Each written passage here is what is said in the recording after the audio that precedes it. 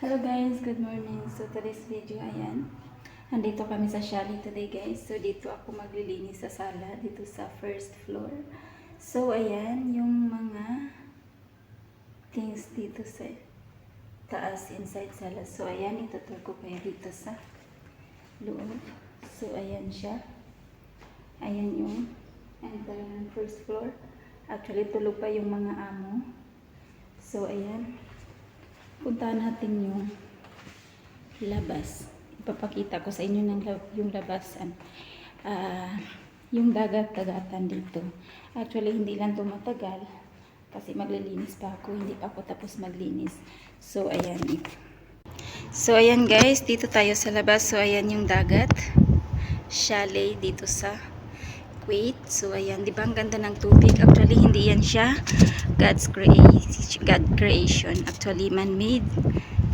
Dagat yan siya. Sea man-made. So, ayan, may mga naliligo, guys. Actually, today is summer.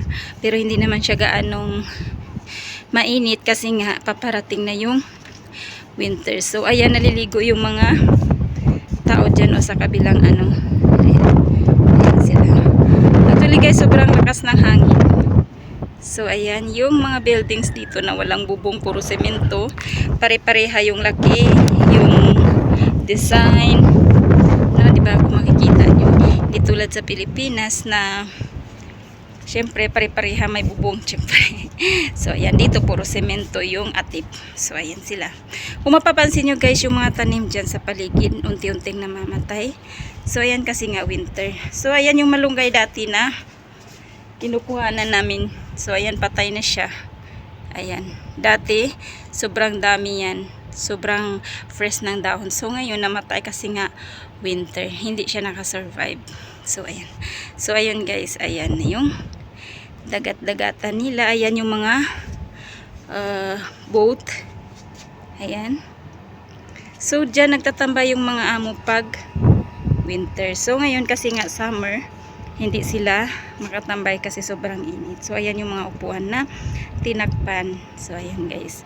So, ayan yung mga kapitbahay dito. Actually, yung chalet dito is sa amo na talaga namin kasi nga binili nila. Dito sila nakikita-kita or family bonding every weekend. So, ayan. So, ayun lang guys ang may papakita ko sa inyo dito sa chalet ng Kuwait. So, ayan. So, ayun. Balik tayo sa loob. Sobrang init, guys. So, ayun. Andito na ako sa loob. Bumalik na ako. Dandahan lang yung boses kasi nga natutulog.